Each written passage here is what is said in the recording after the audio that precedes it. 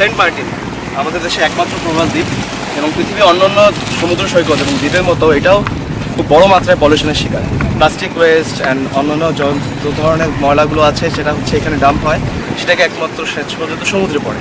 কিন্তু এটা যদি চলতে থাকে এক পর্যায়ে দেখা যাবে কি সমুদ্র আমরা যেই সুন্দর দ্বীপটা উপভোগ করতে আসছি এটা অ্যাস্থেটিক ভ্যালু থাকবে না এবং মেরিন এনভায়রনমেন্ট এই চকিং হ্যাজার্ডের শিকার হবে।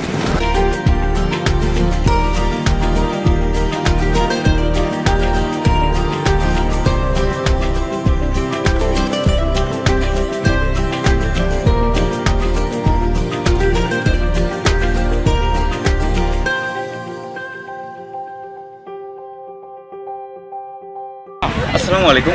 আমরা daffodil international university environmental science and disaster ম্যানেজমেন্টের স্টুডেন্টরা এসেছিলাম এই সেন্ট মার্টিনে। দেখা যাচ্ছে যে আমরা চোখের মধ্যে অনেকগুলোই ওয়েস্ট দেখতে পাচ্ছি, প্লাস্টিকের বোতল পড়ে আছে।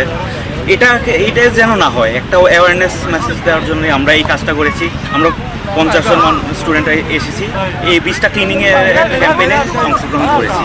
এখান থেকে আমরা ওয়েস্টগুলো কালেক্ট করেছি, আশেপাশে যারা মানুষজন আছে তাদেরকেও বলেছি যে আমরা যেন যেখানে সেখানে ওয়েস্ট না ফেলি, একদম নির্দিষ্ট জায়গায় যেতে করি। এই দেশ আমাদের, এই সেন্ট মার্টিন আমাদের, এটা যেন সুন্দরভাবে থাকে, এটাই হচ্ছে যে আমাদের কাম্য। ধন্যবাদ।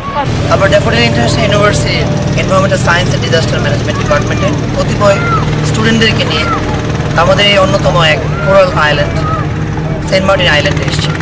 এটার অন্য এক নাম হচ্ছে নারকেল জিঞ্জিরা, যেখানে প্রতি বছর প্রচুর দেশি এবং বিদেশি পর্যটকের ভিড় আসে এবং প্রত্যেকে এসে তাদের বিভিন্ন ধরনের খাবারের আইটেম, বিভিন্ন ধরনের ফুড স্টাফ ব্যবহার করে থাকে এবং এরপরে তারা তাদের স্ক্র্যাপস এবং প্লাস্টিক বোতল এগুলো ফেলে যায়। তো আমরা চিন্তা করে দেখি প্রতিদিন কী পরিমাণে এরকম স্ক্র্যাপ জমছে, কী পরিমাণ প্লাস্টিক ব্যাগ জমছে এবং প্রতি সপ্তাহে কী পরিমাণ জমছে এবং প্রতি মাসে সেটার পরিমাণ কেমন দাঁড়াচ্ছে এবং বছরে কী পরিমাণ দাঁড়াচ্ছে। এবং আপনারা দেখবেন যে এই সমুদ্রের পানির সাথে সেগুলো গিয়ে সমুদ্রের পানিতে মিলিত হচ্ছে এবং ওই সমুদ্রের পানিতে মিলিত হয়ে যে ধরনের বিলুপ্তপ্রায় প্রাণীগুলো আছে এই বিলুপ্তপ্রায় প্রাণীগুলো ধীরে ধীরে বিলুপ্তের পথে আসছে। এই জন্যই আমাদের এই সেন্ট মার্টিন আইল্যান্ডটাকে আমরা আরও কী করে আরও সুন্দরভাবে ব্যবস্থাপনার আওতায় নিয়ে আসতে পারি, এই জন্যই আমাদের এই পদক্ষেপ। এবার আমরা এসেছি বিচ ক্লিনিং প্রজেক্টে।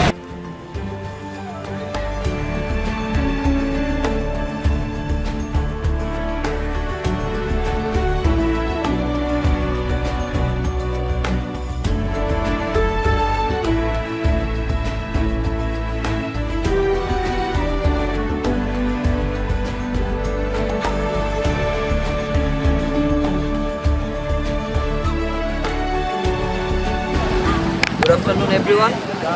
Today we come from Daffodil International University, Department of Environmental Science and Disaster Management. We come up with our students to raise social awareness and improve our understanding and solid waste management at San Martin Beach. We all know that those plastics that dispose in the sea or in the sea beach that can degrade marine ecosystem like some fish or other organisms or animals that live in marine nature. They can eat those plastic as a food so that their digestive system and other things may hamper. So to improve social awareness and improve sustainable development of beach and also sustainable ecotourism, we came here and try to raise our voice and improve social awareness. And this is an initiative. We hope that next time it will be in a regular basis and we can create a mass scale movement to save our Saint Martin. Thank you. Thanks all.